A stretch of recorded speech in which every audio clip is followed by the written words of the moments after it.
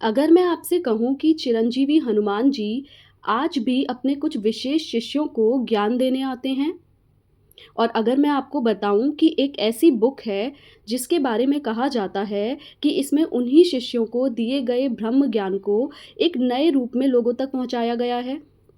इस बुक का नाम है कली हनु वाणी। इसके लेखक हैं शून्य। कहा जाता है कि आठों योग सिद्धियों को प्राप्त करने वाले चिरंजीवी हनुमान जी ने कुछ विशेष आदिवासी शिष्यों को अपना ज्ञान दिया था और हर 41 वर्ष बाद उनकी नई पीढ़ी से मिलने का वचन दिया था। और इस रहस्यमय परंपरा के इर्द गिर्द घूमती है इस किताब की कहानी। तो आखिर ये मातंग कौन है? हनुदास जी कौन है? उन्हें जंगल में हनुमान जी की खोज क्यों करनी पड़ रही है? और मिट्टी के बर्तनों, पेड़ों और चट्टानों पर बने सिर्फ 7 रहस्यमय निशान आखिर क्या बताते हैं? चलिए आज बिल्कुल आसान भाषा में समझते हैं कली हनु वाणी की प्रस्तावना का सार। तो दोस्तों, कली हनु वाणी की शुरुआत ही बहुत रहस्यमय तरीके से होती है। कहानी हमें एक घने जंगल में लेकर जाती है। जंगल में आदिवासियों का एक समूह अपने रोज़मर्रा के काम में लगा हुआ है। कुछ महिलाएं लकड़ियां इकट्ठी कर रही हैं, लेकिन इन लोगों से थोड़ी दूरी पर 2 आदमी छिपकर उन्हें देख रहे हैं। उनका पहनावा ऐसा है कि पहली नज़र में वे भी आदिवासी ही लगते हैं, लेकिन असल में वे बाहर से आए हुए हैं और इस आदिवासी समाज पर नज़र रख रहे हैं। इन दोनों में एक हैं हनुदास जी और दूसरे हैं स्वामी जी। अब सवाल उठता है कि आखिर ये लोग इन आदिवासियों की जासूसी क्यों कर रहे हैं? असल में उनकी तलाश है चिरंजीवी हनुमान जी की। उन्हें किसी तरह यह विश्वास हुआ है कि इस जंगल में रहने वाले मातंग आदिवासियों का हनुमान जी के साथ कोई बहुत पुराना विशेष संबंध है। लेकिन कई दिनों तक देखने के बाद भी उन्हें कुछ खास दिखाई नहीं देता। एक दिन स्वामी जी निराश होकर कहते हैं कि शायद हम बेकार में इतने दिनों से यहाँ घूम रहे हैं।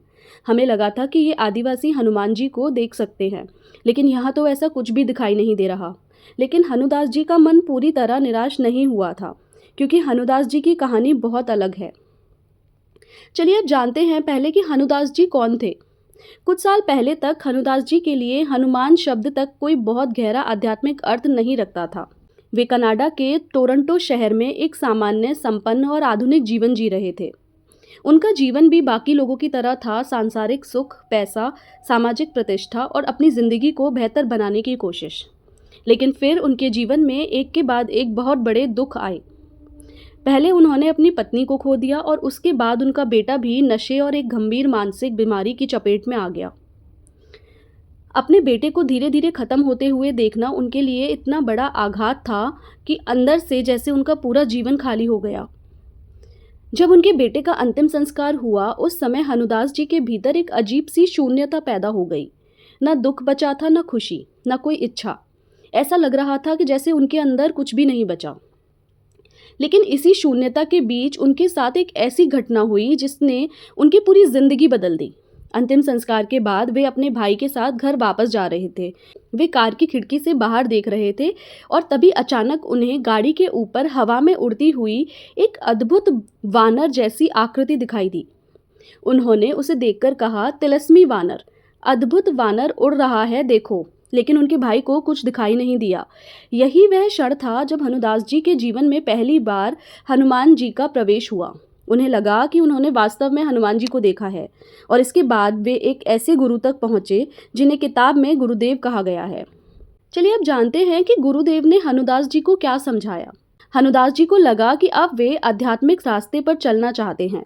उन्होंने गुरुदेव से कहा कि उन्होंने अपना पूरा जीवन भौतिक चीज़ों के पीछे भागते हुए बिता दिया और अब वे अपना बाकी जीवन परम सत्य की खोज में लगाना चाहते हैं। लेकिन गुरुदेव ने उनकी बातें सुनकर उन्हें बहुत गहरी बात समझाई। मैंने सवाल तुम्हारी आत्मा से पूछा था, लेकिन जवाब तुम्हारे मन ने दिया। यानी हनुदास जी को अभी अपनी आत्मा और अपने मन के बीच का अंतर समझ में ही नहीं आया था। गुरुदेव ने उन्हें बताया कि उनकी आत्मा अभी भी सोई हुई है। पहले उनका मन सांसारिक सुखों के पीछे भाग रहा था और अब वही मन आध्यात्मिकता के पीछे भाग रहा है। लेकिन सिर्फ आध्यात्मिक बातें करने से आत्मा जागृत नहीं होती। गुरुदेव उन्हें समझाते हैं कि हमारा शरीर और हमारा मन सिर्फ एक साधन है, असली चेतना हमारी आत्मा है। और जब तक मन भारी दुनिया, इच्छाओं, डर, दुख और माया के नियंत्रण में रहेगा, तब तक इंसान अपनी वास्तविक शक्ति को पहचान नहीं पाएगा। यह बात हनुदास जी के मन को अंदर तक छू जाती है। इसके बाद वे गुरुदेव का आश्रम छोड़ देते हैं। उनके पास कोई निश्चित मंजिल नहीं थी, बस एक छोटा सा सामान और गुरुदेव का आशीर्वाद था। और फिर शुरू होती है उनकी लंबी यात्रा।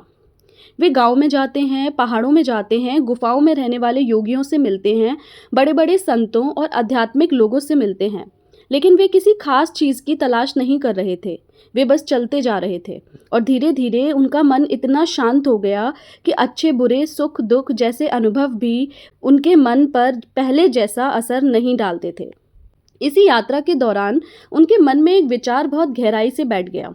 उन्हें लगने लगा कि शायद ये मातंग आदिवासी वही लोग हैं जिनका संबंध चिरंजीवी हनुमान जी से है।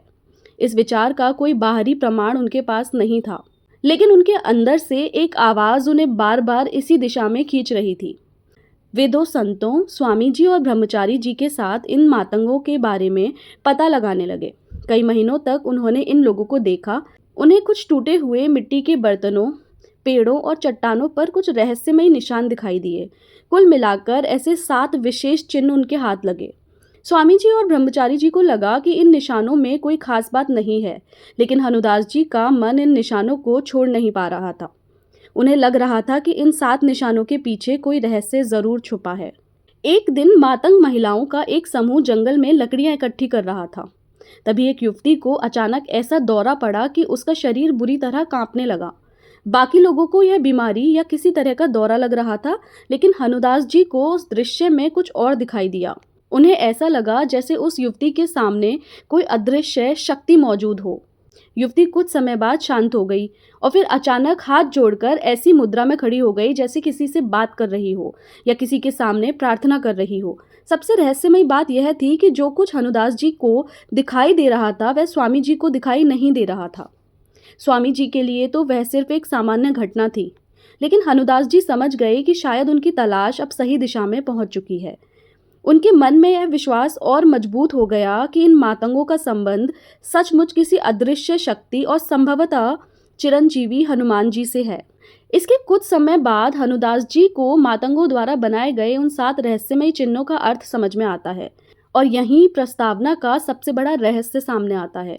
उन 7 चिन्हों का संकेत था कि चिरंजीवी हनुमान जी हर 41 वर्ष में एक बार अपने शिष्यों यानी मातंगों को ब्रह्म ज्ञान देने आते हैं।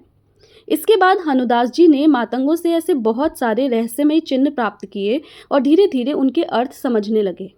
उन्हें एहसास हुआ कि ये सिर्फ कुछ निशान नहीं थे, इनके अंदर हनुमान जी द्वारा अपने शिष्यों को दिया गया ब्रह्म ज्ञान छुपा हुआ है और आगे चलकर यही ज्ञान मुख्य धारा के समाज तक कली हनुवाणी नाम की पुस्तक के रूप में पहुंचने वाला था।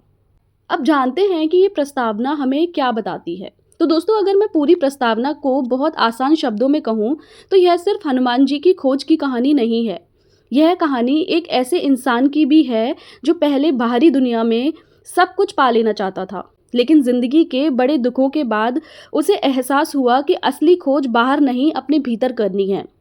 और शायद यही वजह है कि इस कहानी में हनुमान जी को खोजने से पहले हनुदास जी को खुद को खोजना पड़ता है।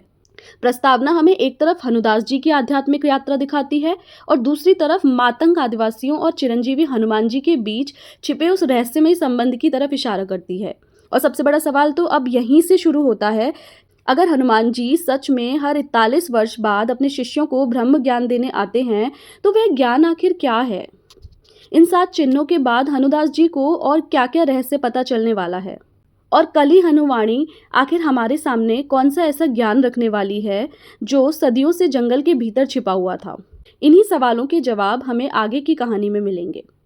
तो अगर आपको भी हनुमान जी से जुड़ी ऐसी रहस्यमयी और आध्यात्मिक बातें पसंद हैं तो इस सीरीज़ को अंत तक ज़रूर देखिए, क्योंकि आगे हम ये समझने की कोशिश करेंगे कि आखिर वह ब्रह्म ज्ञान क्या था जिसे मातंग पीढ़ियों से संभाल कर रखते आए थे। जय बजरंगबली।